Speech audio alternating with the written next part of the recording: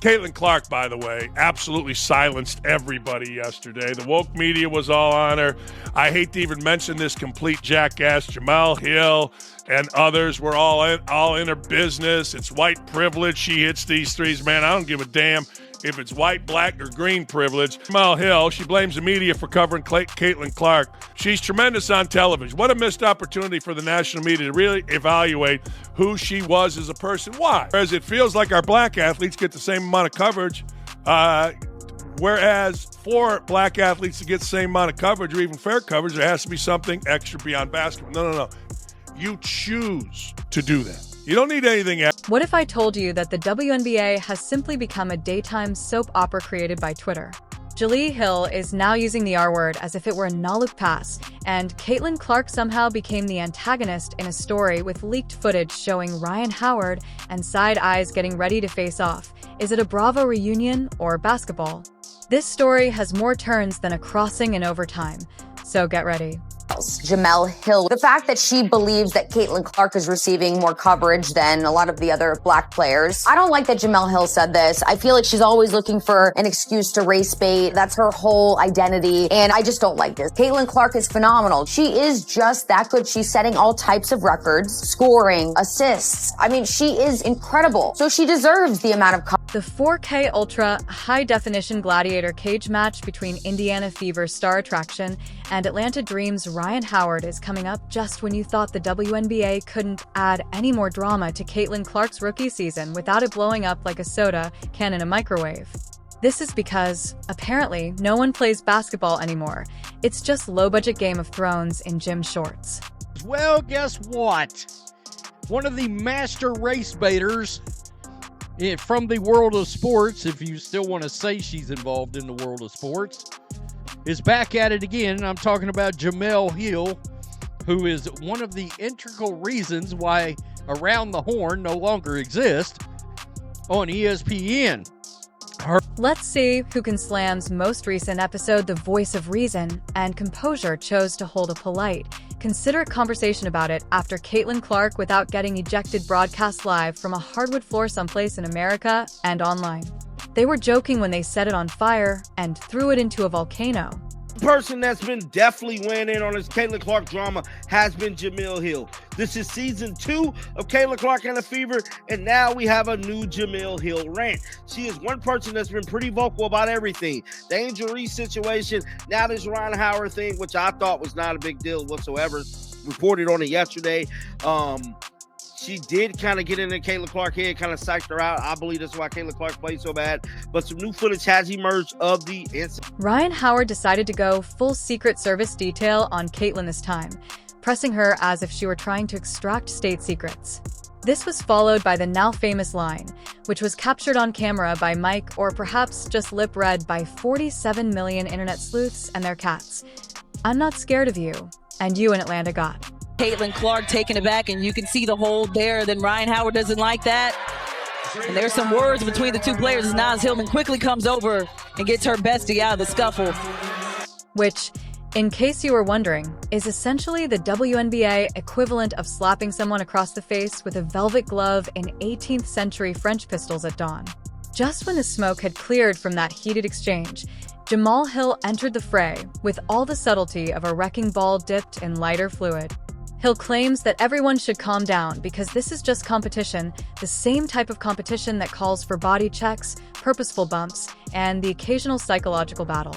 Talking about something that was an interesting one. It was a really, really interesting one, and it was the kind of interactions between Rhyne Howard and Caitlin Clark. And if we're going to be honest, Rhyne Howard 100% got the better. Rhyne Howard, no ifs, ands, or buts about it, got the better of Caitlin Clark today on both ends of the floor.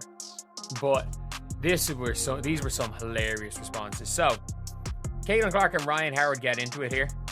So Rhyne Howard he was fouling Caitlin Clark the whole game and is going at Caitlin Clark coming back to Rhyne Howard. "I'm not scared of you." Apparently, Caitlin Clark isn't being targeted. She's just experiencing character development. Sure, if by character development you mean being elbowed in the kidneys every other possession and being guarded like she stole someone's lunch money. But don't worry, this isn't about race, except wait, now it kind of is, because Hill strongly hinted that Clark's popularity and the protectiveness around her might have undertones, racial ones. Because obviously the only reason people are concerned that Clark is getting mugged mid-dribble is because she's white, not because she's, say, the face of a league that desperately needs eyeballs and is being tackled like a running back every night. Of course, Hill fans applauded her take, nodding along like she just cured WNBA Twitter of its collective sinus infection. Meanwhile, actual sports fans who have watched Clark get harassed like she's a mosquito at a barbecue started questioning if Hill was watching the same league or just throwing darts at hot takes written using a crayon. I have to talk about this. The post from Brittany Griner, and I don't. One thing I don't understand is that, like, there is some kind of flimsy evidence, I guess. Like, we're not lip readers. We're not lip readers. She probably says trash. Like, it sounds like she has said. It looks like what it apparently says is effing. However, let's take a moment to acknowledge the completely insane world we all live in. Caitlin Clark may be the only player in the world to score 30 points and still be held accountable for breathing too loudly close to another player. Additionally, if you believe that this is just a case of players using WWE moves out of character, consider the fact that some of these coaches are creating plays like, "Okay, Amber, you full court press her until she questions her life choices. Jada, I want you to accidentally hip check her into the third row and mean you're on eyebrow duty, intimidating scowls only." The plan is straightforward. If you stop Caitlin Clark, you stop the entire Indiana Fever, and you might even get 5 seconds on Sports Center before they switch back to LeBron's summer workout montage. But let's be clear, this isn't tough defense. It's an exorcism in disguise.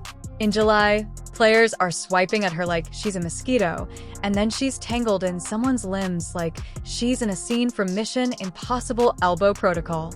Should be celebrated, and it's because of Caitlin Clark. Don't get it twisted. Don't get it Caitlin Clark. Don't get it twisted. Don't get it fucked up.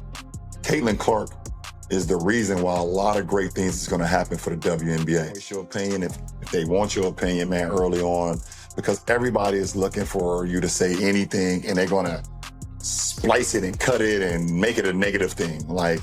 And I think for her, the one thing that I love that she's bringing to her sport, more people want to watch.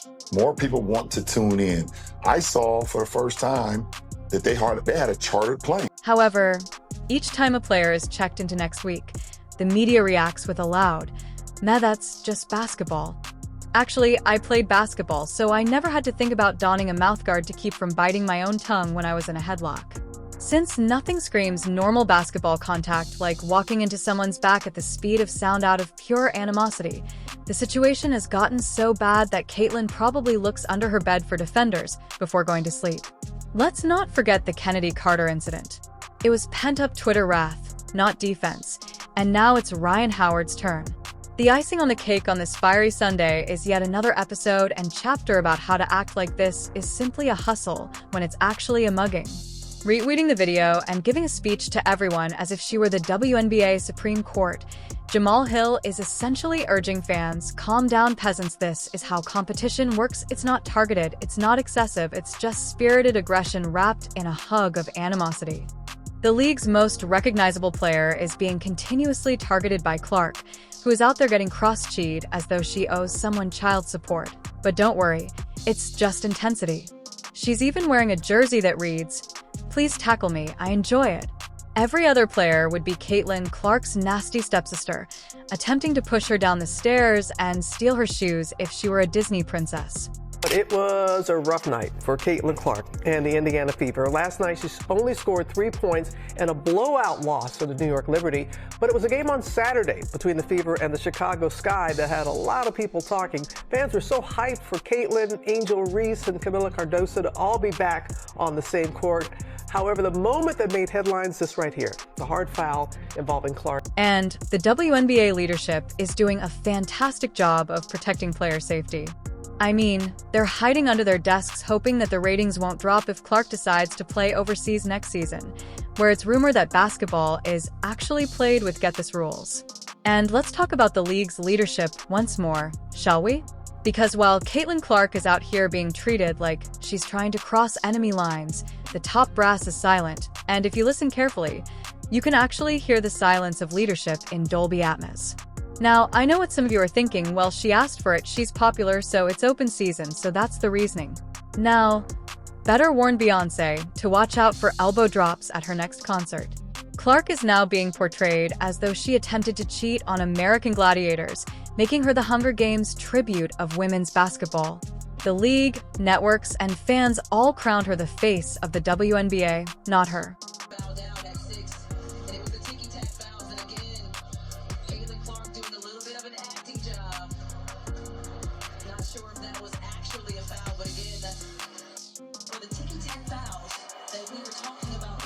He's literally driven so many eyeballs to the game. Like they ain't flying commercial, they're flying charter.